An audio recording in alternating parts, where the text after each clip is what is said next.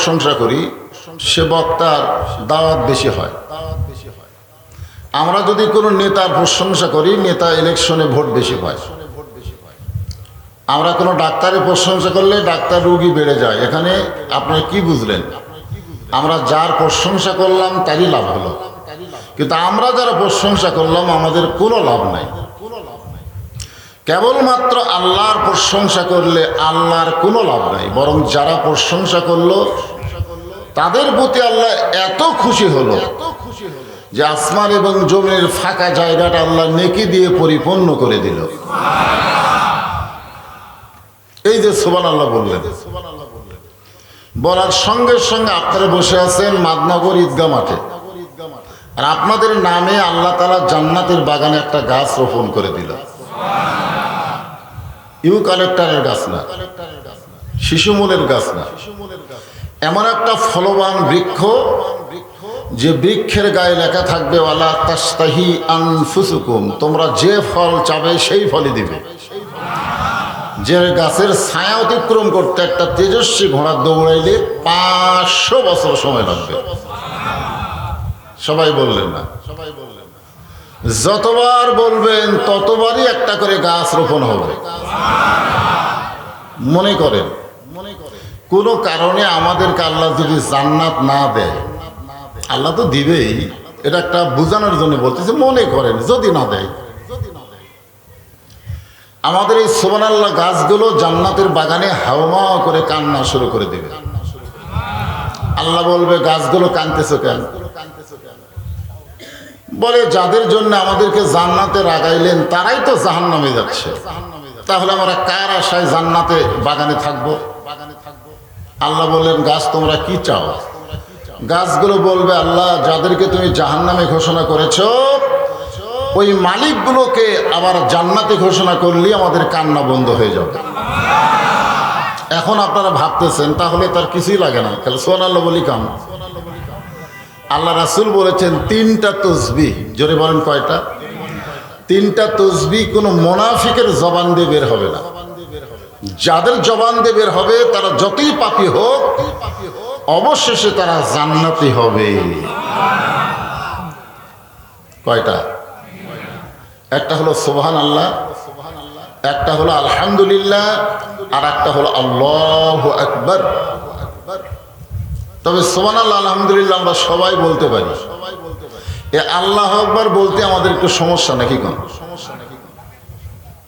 আমাদের বাংলাদেশে বহু দল আছে, আছে না নাই? আপনারা বলেন তো যেগুলো বড় বড় দল, এই দলের মধ্যে কিন্তু সুবহানাল্লাহ আলহামদুলিল্লাহ আছে, কিন্তু আল্লাহু আকবার দেখছেন কোনোদিন? বিশাল মিছিল হচ্ছে, বহু স্লোগান হচ্ছে, কিন্তু আল্লাহর নামে একটা স্লোগানও নেই। কেউ যদি ভুল করে দেয়, কেউ যদি হঠাৎ দেয়, তখন সবাই বলবে তুই তো আমাদের দলের লোক না। আমাদের দলে তো আল্লাহু আকবার নাই। তো আপনারা যারা এখানে বসে আছেন আপনারা কোন দলের মানুষ আল্লাহই ভালো জানেন, জোরে কোনো কথা ঠিক কিনা? তবে 3টা তাসবিহ 2টা যখন বলবেন তখন শয়তান আপনার কাছেই থাকবে। আপনি সারা জীবন যদি সুবহানাল্লাহ আলহামদুলিল্লাহ সুবহানাল্লাহ আলহামদুলিল্লাহ জিকির করেন শয়তান আপনার কাছাকাছি থাকবে। কিন্তু যে আল্লাহু আকবার বলবেন, রাসূল বলেছেন যত জোরে বলবে শয়তান তত দূরে চলে যাবে। খুব জোরে যদি বলতে পারেন, আল্লাহ নবী বলেছেন শয়তান এত জোরে দৌড় দেয় যার পিছন দিক দিয়ে বাতাস বার হয়ে যায়। সেই স্লোগান কি? লিল্লাহি তাকবীর। জনগণ বুঝুক পাবলিক কি জিনিস। এখন আমাকে তুলে দিছে 11টার পর। এখন যদি আপনারা ক্লান্ত হয়ে যান তাহলে কথা কেমনে শুনবে? তাকবীর দিলে মানুষ ক্লান্ত থাকে না, আল্লাহ পাক তার মধ্যে একটা সতেজতা ফিরে দেয়। জোরে কান সুবহানাল্লাহ। আল্লাহর প্রশংসা করার কারণ হলো আল্লাহ তাআলা আমাদেরকে মুসলমানের ঘরে কবুল করেছেন। খুশি না বেজার? আমি যে আয়াতে কারিমা তেলাওয়াত করেছি এর উপরে আলোচনা হবে, বিক্ষিপ্ত কোনো আলোচনা নয়। এখানে আল্লাহ বলতেছে নিশ্চয় যারা বলবে, নিশ্চয় ইন্নাল্লাযীনা ক্বালু, নিশ্চয় যারা বলবে রব্বুনাল্লাহ, আমাদের রবকে, আরো জোরে জোরসে বলুন। রুহের জগতেও আল্লাহ আমাদেরকে জিজ্ঞাসা করেছিলেন, আলাস্তু বিরব্বিকুম, আমি কি তোমাদের রব নই? আবার কবরের ঘরে গেলেও প্রথম প্রশ্ন হবে, মান রব্বুকা, তোমার রবকে? রব আল্লাহ, সুবহানাল্লাহ। আসলে আসলে এই যে আল্লাহ বলতেছেন সুম্মাস্তাকাম, এটাই হলো মারাত্মক কথা। আল্লাহ আল্লাহ এটা সবাই বলতে পারবে। একটা হিন্দুকেও যদি প্রশ্ন করেন যে কবরে যদি মুনকির নাকি তোকে বলে মান রব্বুকা, তোর রবকে, তুই কি বলবি? ওই হিন্দু কিন্তু ভগবান কবে না। আমি বহু হিন্দুরে জিজ্ঞাসা করছি, ভাই যদি মুনকির নাকির প্রশ্ন করে মান রব্বুকা, কি বলবা? আল্লাহ। তো ভগবান কবে না কেন? হুজুর ভগবান, ভগবান এমন একটা শব্দ যার ভ যদি বাদ দেন গবানের কোনো অর্থ নেই। গবানের গ যদি বাদ দেন বান মানে বন্যা, দুনিয়ার কোনো মানুষ চায় না। বানের বা যদি বাদ দেন নো মানে নাই, ভগবান নেই। আর আমরা যাকে আল্লাহ হিসাবে বিশ্বাস করেছি, কোরআন খুলে দেখেন, আল্লাহু লা ইলাহা ইল্লা হুয়াল হাইয়ুল কাইয়্যুম।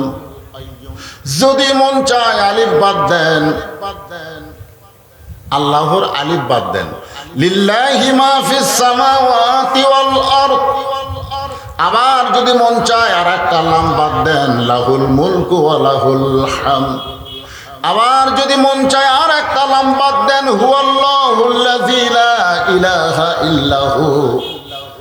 আমরা যে সত্তাকে আল্লাহ বলে বিশ্বাস করি, তার সব কিছু বাদ দিলেও আল্লাহ বাদ পড়ে না। জোরে কেন সুবহানাল্লাহ। সে আল্লাহ আমাদের রব। আল্লাহ বলেছেন সুম্মাস্তাকাম, শুধু রব বললেই হবে না, এর প্রতি অটল থাকতে হবে। আমাদের বাংলাদেশে আমরা সবাই লা ইলাহা ইল্লাল্লাহ পড়ি, কিন্তু এর প্রতি অটল থাকতে পারি না। ঠিক কিনা বলেন? এই যে রমজান মাস গেল, আছে না গেছে? যারা রোজাদার তাদের কাছে খুব ভালো লাগতেছে। গতকাল ঈদের দিনে অনেক রোজাদারের মুখ আমি শুকনা দেখছি। জিজ্ঞাসা করা হলো মুখ শুকনা কেন? বলে হুজুর যেটাই খাই ভাল লাগে না। মানে এক মাস যে দিনের বেলা খাওয়ার অভ্যাস নাই, ঈদের দিনেও তাকে ভালো লাগতেছে। আর যারা বেরোজাদার তারাই বেশি আনন্দ করলো। ঠিক কিনা বলে? এখন আসেন, আল্লাহর প্রতি যদি অটল থাকতে চাই, বর্তমান যে সমাজ আমাদের বাংলাদেশে চলতেছে, এই সমাজে সম্ভব না। এই সমাজে খুব মনোযোগ দিয়ে শুনবেন, একটা সমাজ আমাদের দেশে আছে না নাই? জোরেজন আছে না নাই? এই সমাজে কিন্তু সম্ভব না। এর প্রতি অটল থাকতে গেলে যে কোরআনের ওয়াজ শুনতেছেন, আপনারা বলেন তো রমজান মাস দামি হওয়ার পেছনে কারণ কি? রমজান মাসে আল্লাহ কোরআন নাজিল করেছে। রমজানের শেষের দশকে এমন একটা রাত, যে রাতকে বলা হয় লাইলাতুল কদর। যে রাত ইবাদত করলে আল্লাহ বলেছেন, ইন্না আনজালনাহু ফি লাইলাতুল কদর, লাইলাতুল কদরে খায়রুম মিন আলফি শাহর।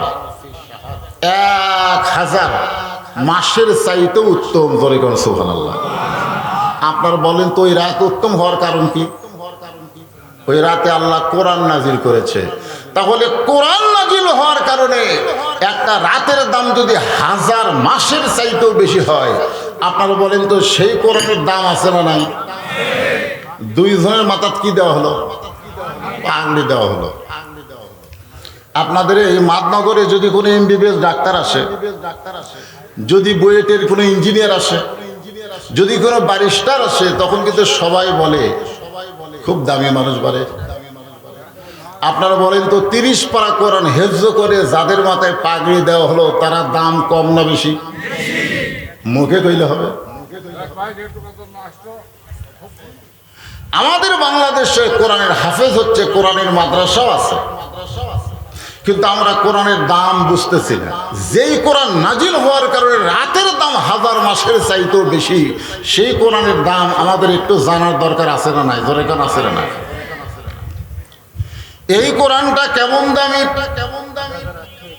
যেই মানুষটা পৃথিবীর সব চাইতে বড় মাস্তান ছিল, খোলা তরবারি নিয়ে নবীকে হত্যা করার জন্য রওনা দিল, এই কোরআনের পরশে আল্লাহ সেই মানুষটাকে পৃথিবীর সব চাইতে ভালো মানুষ বানায় দিল। এখন বলেন তো মানুষটার নাম কি? মাশাআল্লাহ। দেখছেন, ওমর ফারুকের মতন খারাপ মানুষ কেউ ছিল না। নবীর সমালোচনা করলে আমরা তাকে গাল দেই, আর সে খোলা তরবারি নিয়ে নবীকে হত্যা করার জন্য রওনা দিয়েছে। সেই খারাপ মানুষটাকে ভালো বানাইছে, তার নাম কি? আরো জোরে বলেন। আমাদের বাংলাদেশে সেই কোরআন আছে না নাই? মাশাআল্লাহ। হযরত ওমর ফারুক এক সময় এই কোরআনের ওসিলায় বাংলাদেশের মতন ৯৬টা, কয়টা? ৯৬টা দেশের খলিফা ছিলেন। হিসাব করেন তো, আমাদের বাংলাদেশের প্রধানমন্ত্রী আর ওমর ফারুক। আমাদের প্রধানমন্ত্রী কে? রব্বানা আতিনা ফিদ দুনিয়া হাসিনা। মানে এমন আলেমের ভয় খাওয়াইছে, বুঝলেন? ভয়ের ঠেলায় আলেম হাসানার জায়গায় হাসিনা বলতেছে। কোরআন শরীফের মধ্যে হাসানা আছে না নাই? দরকার আছে না নাই? আছে। এই বাংলাদেশের মতন ৯৬টা দেশের খলিফা হযরত ওমর। আল্লাহর কোরআন তাকে কেমন মানুষ বানায় দিল। যিনি জুমার দিনে খুতবা দিচ্ছেন, এমন সময় মাঝখান থেকে একজন মুসল্লি দাঁড়িয়ে বলতেছে, আমিরুল মুমিনিন, আপনার খুতবা শুনবো না। ওমর ফারুক বললেন, আমার অপরাধ কি? মুসল্লি বললেন, আপনার অপরাধ হলো আমাদেরকে খাটো পাঞ্জাবি দিয়া আপনি লম্বা জুব্বা পরে খুতবা দিচ্ছেন। যতক্ষণ পর্যন্ত লম্বা জুব্বার কাহিনী না বলবেন, ততক্ষণ আপনার খুতবা মানে আপনার ভাষণ শুনব। বাংলাদেশের কোন এমপিকে যদি কেউ বলে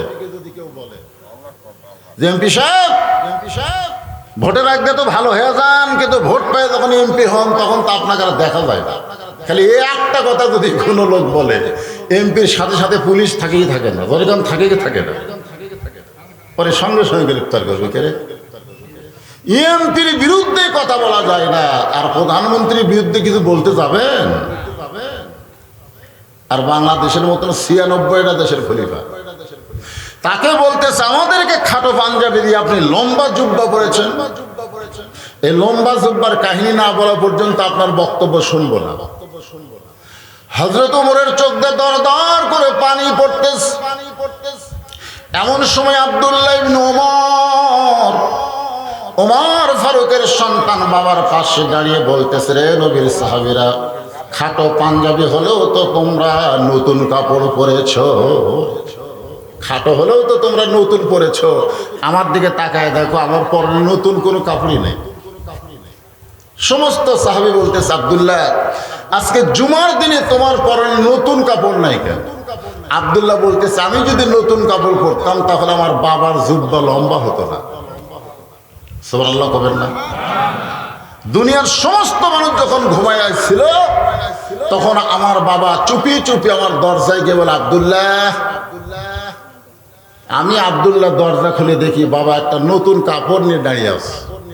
আমি খুশি হয়ে বললাম, বাবা, বাইতুল মাল থেকে আমার এক খণ্ড দিয়েছে, আপনি আর একটা দিবার আইছেন?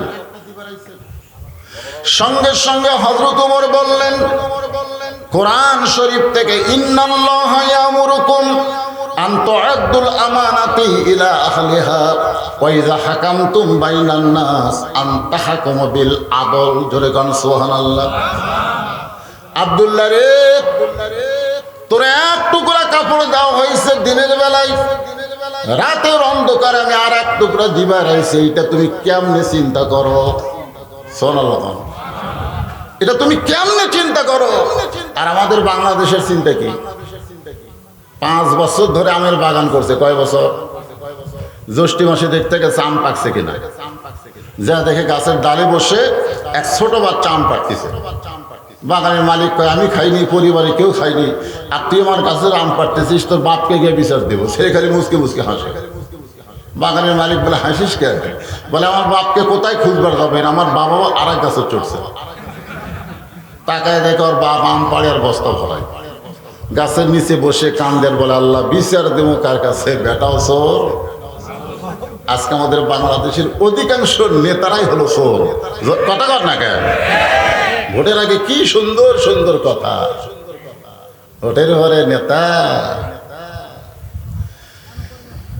হযরত তোমার চোখের পানি নিয়ে বলেন, আব্দুল্লাহ এই কাপড়টুকু আমার ভাগে পড়েছে, এইটা খাটো হয়ে যাবে আমার পরনের জন্য, তোরটা তো আমার দান করে দেশ। তোর কাপড় আমার কাপড় মিলে আমি একটা লম্বা জামা বানাতে চাই। আব্দুল্লাহ বলে আমার কাপড় বাবার কাপড় একত্র করে বাবা লম্বা জুব্বা পরে খুতবা দেয়। এখন বলো খুতবা শোনা যায় কি না যায়? সমস্ত সাহাবীরা চিল্লায় বলে আল্লাহর কোরআন দিয়ে যখন পৃথিবী চলবে, এমন ভালো মানুষকে মুসলমান নেতা হিসাবে দেখতে পাবে। তাহলে আজকে আমাদের সুম্মাস্তাকাম, আল্লাহকে রব স্বীকার করে এর প্রতি অটল থাকতে গেলে হামেশা নেতা হলে চলবে না, ভালো মানুষ নেতা হওয়া লাগবে। জোরে কোন কথা, ঠিক কথা কন না কে? এমন নেতা হয়েছে বিসমিল্লাহ করবেন না, বিসমিল্লাহির রহমানির রহিম। প্রধানমন্ত্রী কইছে ভাষণ দেওয়া লাগবে না, খেলে ছক্কা মারলি হইবে। এখন যুবকদেরকে নষ্ট করার জন্য মোবাইলের অ্যাপসে জুয়া বার করছে। জোরে কোন কথা, ঠিক কিনা? এই যুবকেরা ছক্কা কোন দিকে মারতেছে দেখো। হযরত ওমর আল্লাহর কোরআন দিয়ে রাষ্ট্র চালায়। যেই কোরআনের ওয়াজ শুনতেছেন, কোরআনের হাফেজের মাথায় পাগড়ি পরানো হলো। এই কোরআনটা কত দামি একটু আমি আপনাদেরকে দেখাবার চাই। এত রাত ধরে যখন চেতন আছেন, একটু দেখার দরকার আছে না নাই? হয়তো বলতেছেন হুজুর কি হবে, কি হবে মানে অবশ্যই বাংলার জমিনে একদিন কোরআনের রাজত্ব চলবে, কোরআনের ইসলামের পতাকা পথ পথ করে উঠবে। জোরে কোন কথা, ঠিক কিনা? অবশ্যই। আপনারা কি ভাবতেছেন? খারাপের একটা শেষ আছে, আছে না নাই? আমরা যে 1 থেকে 100 পর্যন্ত গুনি, তারপরে আবার কোথায় ফেরত আসি? মনে করতেছেন এইভাবেই চলবে? এইভাবে চলবে না, এর অবসান হবে ইনশাআল্লাহ। আল্লাহর কোরআনটা কত দামি, কোরআন দেখতে কেমন? হযরত ওমর ছদ্মবেশে মদিনার অলি গলি ঘুরতে গিয়ে দেখতে পায় 2 পাহাড়ের মাঝখানে একটা গিরিপথ। ওই গিরিপথের ভিতরে একটা সুন্দরী মেয়ে ধীর গতিতে হেঁটে হেঁটে চলতেছে। মেয়েটার সামনেও কোনো মানুষ নাই, পিছনেও কোনো মানুষ নাই। 2 পাহাড়ের মাঝখানকে বলা হয় গিরিপথ। জোরে বলেন কি পথ? ওই গিরিপথের ভিতরে একটা সুন্দরী মেয়ে ধীর গতিতে হেঁটে হেঁটে চলতেছে। আমার মা বোনেরা পর্দার অন্তরালে আছে না নাই? আপনারা বলেন তো, এইবারে রমজানের শেষের দিকে মার্কেটে পুরুষের ভিড় বেশি না মেয়ে মানুষের ভিড় বেশি? আপনাকে নাটোরের খবর তো আমি জানি না। আমাদের বগুড়ার খবর হলো, এক বাবা তার সন্তানকে নিয়ে আমার বেলকুনির সামনে, এরকম ছোট বাচ্চা 6-7 বছর বয়স, 6-7 মাস, কোলে নিয়ে বাবু তো বাবু তো করতেছে। ওর হাতে একটা দুধের ফিডার আছে। যখনই কান দেয় তখন মুখের দেয়, ওই গল গল করে উগলে বের করে দেয়। আমি বলে এই পাগল, তুই তোর সন্তানের কান্না থামাতে পারবি না? বলে হুজুর আমি সন্তানের বাবা। বলে যতই বাবা হও, বাবা আনন্দে মাতিয়া সাগরে ভাসাইয়া সেই যে চইলা যায় খবর লয় না। ঠিক কিনা বলেন? মাজন ধরিয়ায় উদরে কতই যতন করে, 10 মাস পরে পায় প্রসবের বেদনা। এমন দরদি ভবে কেউ হবে না আমার মা গো। আমি বললাম মায়ের কাছে নিয়ে যাও, তুই যতই চেষ্টা কর কান্না থামবে না। ও তখন বলে হুজুর আর মা তো নাই। ইন্নালিল্লাহ, কবে মারা গেছে? মরেনি হুজুর, এর মা মার্কেট করতে গেছে। আমি বললাম কেন? বলে আমার কোনো জিনিস আমার বইয়ের পছন্দ হয় না, যেটাই কিনা দেয় সেটাই করে নট এলাও। তা আজকে সে নিজেই মার্কেট করতে গেছে। আমি বললাম বাচ্চাদের সঙ্গে করে নিয়ে গেলেই তো হতো। আপনি তো মার্কেটের খবর জানেন না হুজুর, মার্কেটে এত ভিড়ের ঠেলায় আমার বাচ্চা যদি মরা যায়, এই জন্যে আমারে দিয়ে গেছে তুমি একটু বাচ্চা সামলাও, এই যে দুধের ফিডার আছে যখনই কানবে মুখে ধরবে আর কানবে না, কিন্তু থামতেছে না। আমি বললাম মার্কেটে ভিড়, তোমার বাচ্চা মরবে, এটা তোমার বিশ্বাস হয়? 100 বার বিশ্বাস হয়। তাহলে ভিড়ের ঠেলায় যদি বাচ্চা মরে, ভিড়ের ঠেলায় তোমার বইয়ের খবর কি? এই চিন্তা জানার আগে করিনি। আরে গাড়ির যায় যে স্বামী বাড়িতে থাকে, বউরে মার্কেট পাঠায় দেয়, আর যাই হোক এরা পুরুষ মানুষ না। জোরে কোন কথা ঠিক কিনা? আল্লাহ কোরআনে আইন করেছেন, অকরনা ফি বুয়ুতিকুন্না ওয়ালা তাবাররাজনা তাবাররুজাল জাহিলিয়াতিল উলা। পর্দার অন্তরালে যে সমস্ত মেয়েরা আছে, এই মেয়েরা কি অসুন্দরী না সুন্দরী? কথা কয় না। যে কোরআনের ওয়াজ শুনতেছেন, এই কোরআন যদি বাংলাদেশে চালু থাকতো, প্রত্যেকটা পর্দা নিশিকে আল্লাহর কোরআন সুন্দরী বলতো। জোরে কোন কথা ঠিক কিনা? এই জন্য যুবক যারা আছো বাবা, সবাই আমার সঙ্গে একটা স্লোগান দিবা। আমি যেই বলবো পর্দানিশী নারী যারা, তোমরা বলবো বিশ্ব সুন্দরী তারা। পর্দানিশী নারী যারা, আর যে বলবো বেপর্দা নারী যারা, পরিমণি তারা। পরিমণি বোঝো?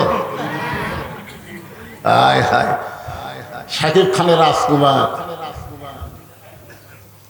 ঈদের দিন থেকে চলতেছে। আমাদের যুবক গুলো শাকিব খানের পাগল হয়ে গেছে। রে যুবক, আজকে শুনে নাও, বেপর্দা নারী যারা বিশ্ব বেহায়া তারা। যারাই বেপর্দা নারী তাদের কোনো শরম নাই। জোরেগণ কি নাই? ওমর ফারুক 2 পাহাড়ের মাঝখানের গিরিপথে যে মেয়েটাকে দেখতেছে, সেই মেয়েটা হলো সুন্দরী।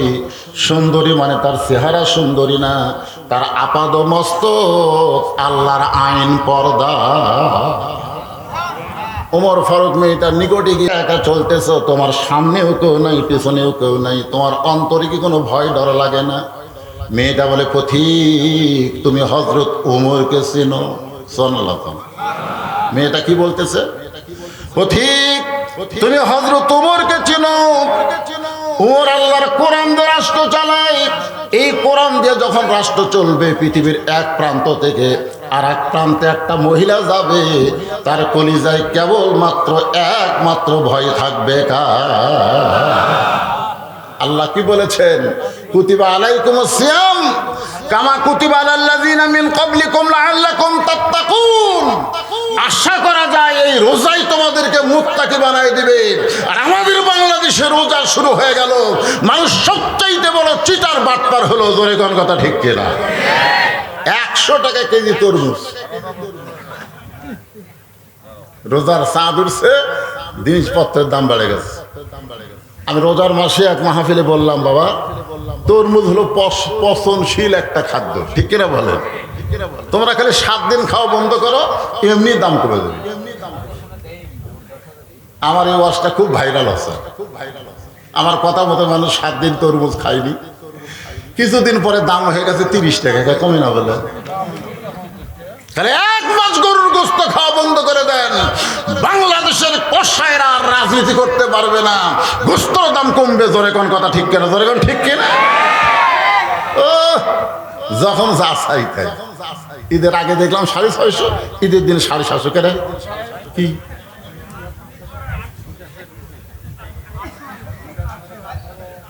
মানুষের তৈরি রাজনীতি যখন চলবে, তখন সেই দেশের পরিবেশ এরকম জঘন্য হবে। আর আল্লাহর কোরআন দিয়ে যখন রাষ্ট্র চলবে, তার কলিজায় একমাত্র ভয় থাকবে কার? আরো জোরে বলেন। মেয়েটা বলে, পথিক হযরত ওমর যেই দিন থেকে আল্লাহর কোরআন দিয়ে রাষ্ট্র চালায়, সেই দিন থেকে আমার কলিজায় একমাত্র আল্লাহ ছাড়া অন্য কারো ভয় না।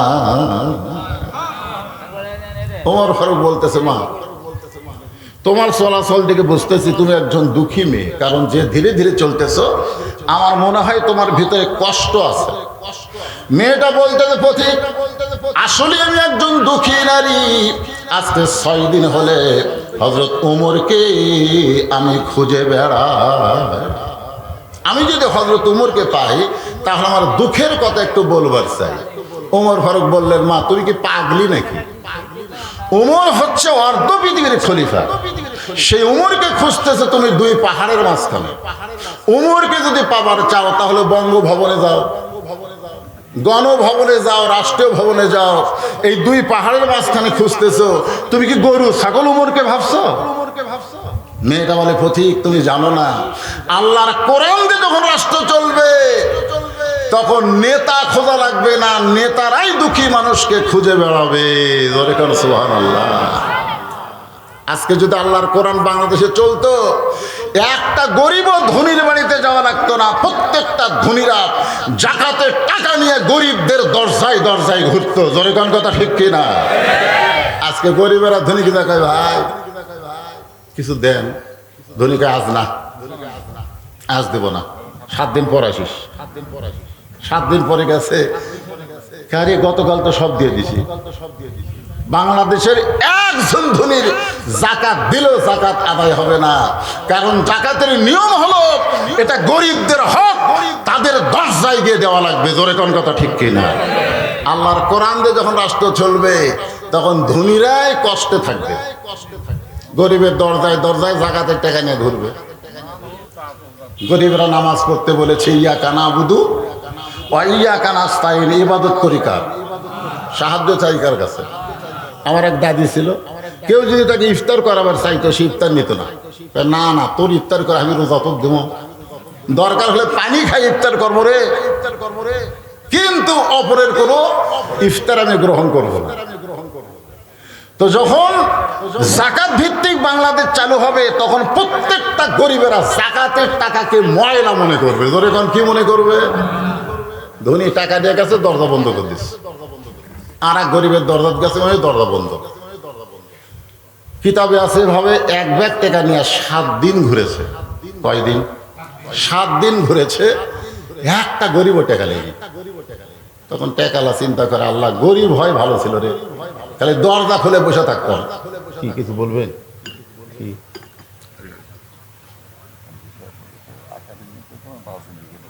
ঠিক আছে, ঠিক আছে, কোনো রাজনীতি নাই, কোরআন নীতি।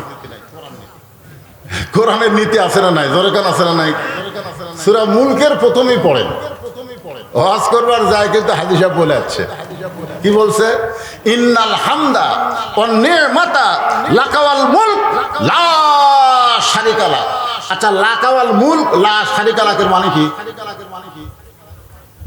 এটা যে প্রত্যেক হাদিস সাহেব বলে আইছে, এর বাংলা অর্থ কি? এর বাংলা অর্থ হলো রাজনীতির ভিতরে, রাজত্বের ভিতরে একমাত্র আল্লাহ ছাড়া অন্য কাউকে স্বীকার করি, জোরে কোন করি, লা শারিকা লা। আর সূরা মুলক ফজরের পরে তেলাওয়াত করলে কবরে কাফনের উপরে আপনার চাদর হবে, কবরের যতই ক্ষমতা হোক আপনাকে চাপা দিবার পারবে না। সূরা মুলক বোঝেন আপনারা?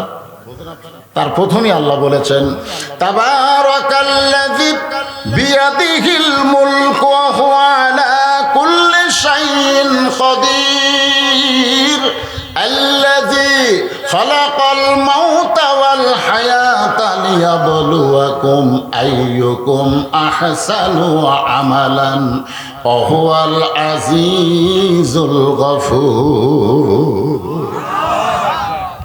কোরআনের তেলাওয়াত শুনলে ঈমান বাড়ে না কমে? ঈমান বাড়ার লক্ষণ কি চুপ করে থাকা? গত সপ্তাহে গোস্ত কিনছে 620 টাকা করে কেজি। এবার জামাই আইছে, শাশুড়ি বলতেছে 2 কেজি নিয়ে আসো। ওই 1300 টাকা নিয়ে গেছে, কারণ গোস্তর দাম কত? 1240। এই হিসাবে কত লেগেছে? গোস্তালাক বলছে 2 কেজি দে। 2 কেজি মাপার পরে নিয়ে ওরে 1300 টাকা দিছে, ওই 60 টাকা ফেরত পাওয়ার আশায় দিছে। কসাই বলতেছে, ভাই আরো 100। এই গত সপ্তাহে দিয়ে গেলাম 620, না আজকে 700। যেই কথা 700 তখন ওই কি করছে, ওই কষায়ের সামনে থেকে দাও পড়ে আছে, কি পড়ে আছে, খপ করে দাও দিছে, নিয়ে যে তার উপর গোস্ত মারে খাটিয়া, ওই খাটাত মারছে লাত্তি মারার ঘাড়ের উপর দাও ধরে বলতেছে এখন বল কত করে কেজি। তখন গোস্তরা বলতেছে ভাই আপনি যা দিবেন তাই। মুখ খোলা লাগবে ভাই, দা জবান খুলতে হবে, কোরআন তেলাওয়াত শোনার পর আল্লাহু আকবার তাকবীর দিতে হবে। জোরে কান ঠিক কি না? আমার কথা না আল্লাহর কথা। ওয়াইজা তুলিয়াত আলাইহিম আয়াতুহু যাদাতুহুম ঈমানা ওয়া আলা রাব্বিহিম ইয়াতাওয়াক্কালুন।